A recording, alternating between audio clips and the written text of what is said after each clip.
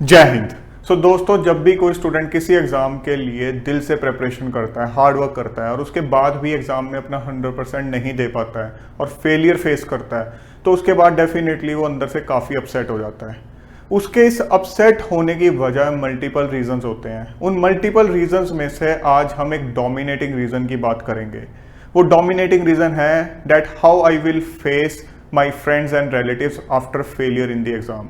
तो आप इमेजिन करके या रिलेट करके देखो उस स्टूडेंट का माइंडसेट जो अपने एग्जाम में अच्छा परफॉर्म नहीं करके आया है, नेगेटिविटी से भरा होता है। घर जाते ही थॉट्स आने शुरू हो जाते हैं माइंड के अंदर, अपने करियर को लेके, पेरेंट्स को कैसे फेस करूंगा, उनको कैसे टैकल करूंगा, फ्रेंड्स और रिलेटिव्स को कैसे फेस करूंगा। सबसे पहले तो सोचेंगे कि पेरेंट्स को कैसे टैकल करना है, उनको किस तरह से बताऊंगा, किस स्ट्रेटजी के साथ बताऊंगा कि मैं एग्जाम में फेल हो गया हूँ या सही से परफॉर्म नहीं करके आया हूँ। लेकिन उसके बाद जो सबसे बड़ा प्रोजेक्ट कंसिस्टेंटली माइंड में चलता रहता है वो ये है कि फ्रेंड्स रिलेटिव्स, इतने सारे मेरे फ्रेंड्स हैं, इतने सारे मेरे रिलेटिव्स हैं, उनको जो मैंने प्रूव करना था वो तो सब मिट्टी में मिल गया। कैसे मैं उनको जेलस फील करवाऊंगा, जो मेरे सपने थे सब के सब चकनाचूर हो गए हैं। आपने कभी ठंडे दिमाग से एनालाइज करने की कोशिश की है कि इतनी जो ये टेंशन आपके दिमाग पे हावी रहती है उसकी जड़ है क्या? कहाँ से आई है वो टेंशन? क्यों आपको परेशान करती रहती है? उसकी जड़ है एक इमेच्योर ड्रीम, एक ऐसा ड्रीम जिसको सोच के शायद आपने अपना ये करियर पकड़ा, जिसको सोच के आपने डिसाइड किया मैं इस कॉम्पिटिटिव एग्जाम की प्रिपरेशन करूंगा। मोस्ट ऑफ द केसेस की बात कर रहे हैं, हर केस की बात नहीं कर रहे हैं, बट जिन स्टूडेंट्स के सिर पे ये टेंशन हावी होती है उनकी बात कर रहे हैं। ये ड्रीम क्या है? ये ड्रीम ये है कि ठीक है, उसके बच्चे ने ये एग्जाम क्रैक किया तो मैं भी करूंगा। मतलब देखा देखी भेड़ चाल में आपने तैयारी करनी स्टार्ट की तो मैंने भी प्रूव करना है कि मैं भी उससे कम नहीं हूँ। चाहे वो आपका फ्रेंड हो, चाहे आपके किसी रिश्तेदार का बच्चा हो, कुछ भी हो सकता है आपके पेरेंट्स ने आपको उस फील्ड में पुश किया हो कि ठीक है उसके बच्चे ने ये किया हुआ है तो तू भी कर। तो बेसिकली आपका जो एम था वो क्या था? उनको प्रूव करना, उनको दिखाना। और आपका एक ड्रीम ये भी हो सकता है कि मैं जेलस फील कराऊंगा। जिस दिन मेरा एग्जाम क्रैक हो जाएगा उस दिन मेरे फ्रेंड्स की, मेरे रिलेटिव्स की शक्लें देखने वाली होंगी, ये हो जाएगा, वो हो जाएगा। मतलब इस टाइप के ड्रीम्स में आप खोए रहते हो। इन्हीं ड्रीम्स को सोच के आपने इस एग्जाम की प्रिपरेशन स्टार्ट की। इन्हीं ड्रीम्स के डे ड्रीमिंग में आपने अपना टाइम निकाला, अपना टाइम वेस्ट किया एग्जाम की प्रिपरेशन करते हुए। जब आप अपनी एग्जाम की प्रिपरेशन कर रहे थे इन्हीं ख्यालों में आप खोए रहते थे। और फाइनली जब आज आपके वो सारे सपने चकनाचूर होते दिख रहे हैं आपको, तो आप अब स्ट्रेस में आ गए हो, बहुत टेंशन में आ गए हो। आपका फोकस इस चीज पे कम था कि इस एग्जाम को क्रैक करने के बाद मैं किस टाइप की लाइफ जीऊंगा, क्या मेरा काम होगा, क्या मेरा फील्ड होगा। आपका फोकस इन ड्रीम्स पे, फालतू के ड्रीम्स पे ज्यादा था। इसी वजह से आप इतना ज्यादा परेशान हो जाते हैं उनकी वजह से। ये इसीलिए डोमिनेट कर जाते हैं आपके माइंड के ऊपर। सो आपका जो एक फंडा है that I have to prove to friends and relatives, वही आपको परेशान कर रहा है। आपने सही तरीके से अपना डिसीजन नहीं लिया इस एग्जाम को क्लियर करने का या इसके लिए प्रिपेयर करने का, और आपने अपनी अपनी खुद की प्रायोरिटीज को इग्नोर किया है। सबसे मेन बात, आपने एग्जाम के प्रिपरेशन का डिसीजन लेने से पहले ये नहीं एनालाइज किया कि क्या ये एग्जाम या ये करियर फील्ड जो मेरी लाइफ में प्रायोरिटीज हैं, जिस तरह की मैं लाइफ जीना चाहता हूँ, उनको फुलफिल करता है या नहीं। आपने वो चीज को इतनी ज्यादा इंपॉर्टेंस नहीं दी है, इसीलिए आज आप इतना परेशान हो जब आप इस एग्जाम के अंदर फेलियर फेस करने वाले हो। ऐसा नहीं है कि आपने प्रायोरिटी दूसरों को प्रूव करना रखा इसलिए आप एग्जाम में फेलियर फेस कर रहे हो। नहीं, आपने अपना हार्डवर्क किया, कुछ कमियां रह गई हैं। बहुत से स्टूडेंट्स हैं जिनके अंदर पूरा पोटेंशियल होता है, हार्डवर्क करते हैं, बट स्टिल फेलियर फेस कर जाते हैं। वो कोई बड़ा इशू नहीं है। अगर हम फेलियर फेस कर रहे हैं उसके बाद हमें एनालाइज करना है, उसको भी हम आगे डिस्कस करेंगे। तो उसके बाद हमें अपनी कमियां आइडेंटिफाई करनी है, तो उन पे काम करना है सो दैट अगली बार हम सक्सेसफुल हों। पॉइंट ये है कि हमें ये देखना है कि इस एग्जाम की प्रिपरेशन करने से पहले क्या हमने खुद का सेल्फ एनालिसिस किया था या नहीं किया था। उसके बाद एक और जो बड़ी दिक्कत है वो है ट्राइंग टू शो ऑफ। बड़ा हाइप बना देते हैं कुछ स्टूडेंट जब किसी एग्जाम की प्रिपरेशन करते हैं, किसी कॉम्पिटिटिव एग्जाम की प्रिपरेशन करते हैं, चाहे जेई की, नीट की, यूपीएससी की। रिश्तेदारों में, फ्रेंड्स में इतना हाइप बनाएंगे, पता नहीं मैं क्या कर रहा हूँ। बार बार उनको बताएंगे कि मैं तो कुछ हट के कर रहा हूँ, यहाँ मैंने कोचिंग ज्वाइन की हुई है, ये होगा, वो होगा, जब मैं क्रैक कर लूंगा ऐसे हो जाएगा, वैसे हो जाएगा। खुद को ही आप नेगेटिवली इंपैक्ट कर रहे हो इतना ज्यादा हाइप क्रिएट करके। आपको साइलेंट मोड में हार्डवर्क करना है, बढ़ा चढ़ा के फुकरपंती के अंदर हार्डवर्क नहीं करना है। उसकी वजह से आप खुद को ही एक एक्सपेक्टेशन प्रेशर के अंदर फंसा रहे हो। जो कि बहुत गलत चीज़ है। जब आप इस तरह से हाइप करते हो तो ऑटोमेटिकली आप खुद को ही एक प्रेशर में डाल रहे हो कि ठीक है, अब मैंने इन लोगों को इतनी बढ़ा चढ़ा की चीज़ें बताई हैं तो अब मुझे ये क्लियर भी करनी पड़ेंगी, अब मुझे इनकी एक्सपेक्टेशंस पे खरा भी उतरना है। जब आप उनको इतना ज़्यादा हाइप करके बताओगे तो डेफिनेटली फिर वो भी एक्सपेक्ट करेंगे, देखते हैं अब इतनी ज़्यादा चीज़ें बता रहा है कि देखते हैं कि रिजल्ट आता क्या इसका। ऑल्दो 1-2 दिन के बाद उनको कोई फ़र्क नहीं पड़ता है, बट आप पे वो चीज़ बहुत ज़्यादा हावी हो जाती है। सो इस वजह से आपके ऊपर ये जो फैक्टर है इतना ज़्यादा हावी होके आपको इतना ज़्यादा अपसेट कर रहा है। बेसिकली आप जब किसी एग्जाम में अच्छा परफॉर्म नहीं करके आए हो, जब फेलियर फेस कर रहे हो या करने वाले हो, तो उसके बाद बजाय कि इन फालतू चीज़ों के बारे में सोचने के आपको सेल्फ एनालिसिस करना है। आपको ये देखना है मेरी कमी कहाँ रह गई थी।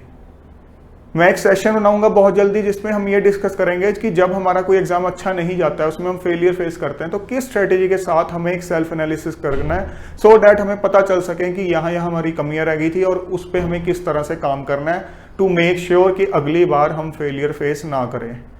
ये एक्टिविटी हम करते नहीं है और इन फालतू की चीज़ों में हम घुसे रहते हैं। अगर आप खुद की प्रायोरिटीज़ को आइडेंटिफाई करके किसी एग्जाम के लिए प्रिपेयर करोगे, किसी एम के लिए प्रिपेयर करोगे, तो आपको अपने फ्रेंड्स रिलेटिव्स के कुछ कहने पे, नेगेटिव कहने पे कोई फ़र्क नहीं पड़ने वाला है, क्योंकि उस केस में आप अंदर से बहुत ज़्यादा स्ट्रांग होगे। आपके अंदर एक जुनून होगा, आपका जुनून बहुत ज़रूरी है किसी भी एम को अचीव करने के लिए। सो अगर आपको उस केस के अंदर फ्रेंड्स या रिलेटिव्स नेगेटिवली बोलेंगे भी, तो भी वो आपके लिए एक बूस्टर का काम करेगी, वो आपको एक पॉजिटिव पुश देगी। आप उस चीज़ को ये लेके चलोगे, ठीक है ये बोल रहे हैं, सही टाइम आने दो, अभी मुझे पता है कहीं ना कहीं मेरी कमी रही थी, सही टाइम आने दो, अपने आप टाइम इनको प्रूव कर देगा। मुझे बोल के या काउंटर करके कुछ प्रूव करने की जरूरत नहीं है। जो असली लोग होते हैं, जिनको कुछ करना होता है लाइफ के अंदर, वो जब लोग नेगेटिव बोलते हैं तो उस टाइम पे वो चुप ही रहते हैं, अपने हार्डवर्क पे ही फोकस्ड रहते हैं। अपने हार्डवर्क से, अपने रिजल्ट्स से जवाब दिया जाता है। हम एक डायग्राम के थ्रू समझते हैं कि मैं एक्चुअली कहना क्या चाह रहा हूँ।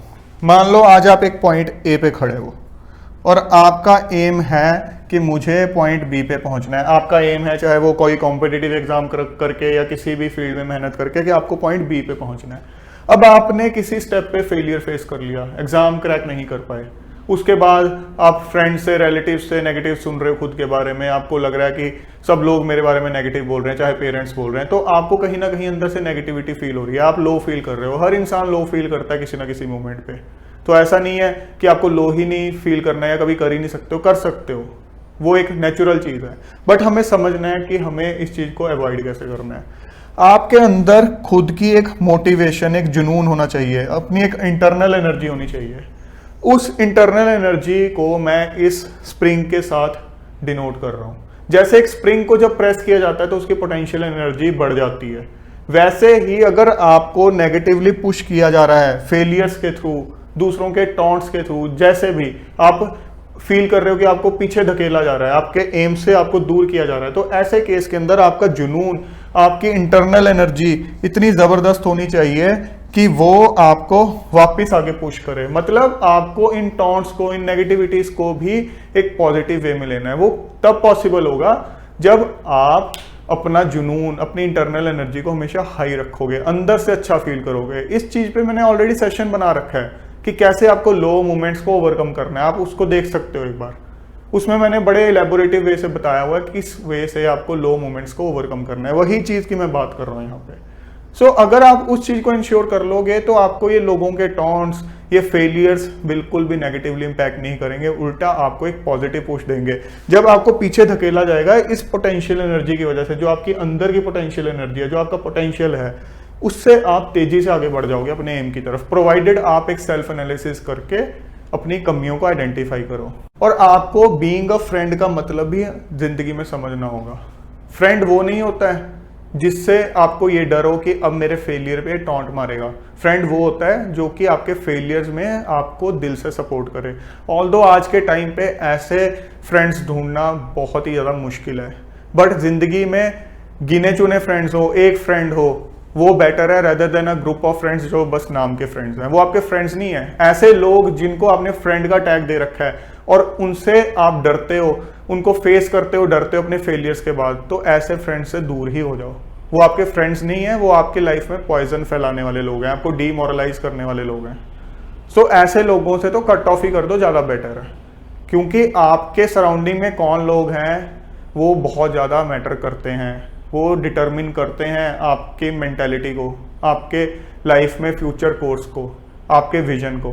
सो इस चीज़ का ध्यान रखना है कि चाहे एक दोस्त हो लेकिन वो ऐसा हो जो कि आपको हमेशा एक पॉजिटिव पुश दे लाइफ के अंदर। आपके लो मोमेंट्स पे भी आपको ये फील हो कि नहीं, ये मुझे पॉजिटिव पुश देगा। और ये कोई ऐसा इंसान नहीं है जिसको मुझे फेस करने से डर लगेगा अपने फेलियर के बाद। और आपकी लाइफ में रियल फ्रेंड्स हैं कौन?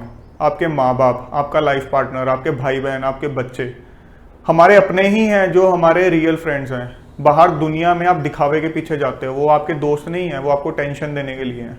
बहुत मुश्किल से मिलते हैं आजकल रियल फ्रेंड्स, अगर आप बाहर ढूंढने जाओगे तो आपके घर में ही हैं जिनको आप इग्नोर करके बैठे हो। तो उनसे आप शेयर करो, वो हैं असली दोस्त, वो आपको कभी भी टॉन्ट नहीं मारेंगे। और उसके अलावा आपको ये भी देखना है कि आपको जिंदगी में टॉन्ट मारता कौन है, चाहे वो फ्रेंड्स के फॉर्म में हो, चाहे वो रिलेटिव्स के फॉर्म में हो। किस तरह के लोग आपको टॉन्ट मारते हैं? सबके सब नहीं मारेंगे, बट स्पेसिफिकली कुछ होंगे जो बहुत ज़्यादा मारेंगे। ये वो लोग हैं जिन्होंने कभी खुद ढंग से पढ़ाई नहीं की है, कभी कोई कॉम्पिटिटिव एग्जाम नहीं दिया है, कभी हार्डवर्क नहीं किया है। सो इनको वैल्यू नहीं पता है पढ़ाई की, हार्डवर्क की।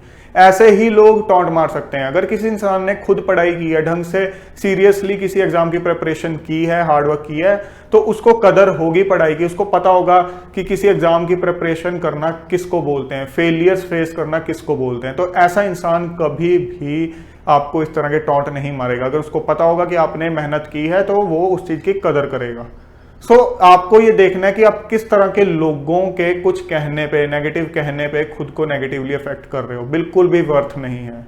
सो फ्रेंड्स, आई होप अब आपको समझ आ गया क्लियरली कि किस तरह से आपको इन चीज़ों को इग्नोर करना है, अपना सेल्फ एनालिसिस करना है। उसके बारे में हम एक सेशन में डिटेल में बात करेंगे, और उसके बाद आपने किस तरह से अपना माइंडसेट रखना है। सो दोस्तों, फ्रेंड्स और रिलेटिव्स की चिंता किए बिना खुद की प्रायोरिटीज को आइडेंटिफाई करके अपने एम पे फोकस रहो और एक दबंग इंसान की तरह प्रिपरेशन करो और अपने मिशन को अकम्प्लिश करो। जय हिंद।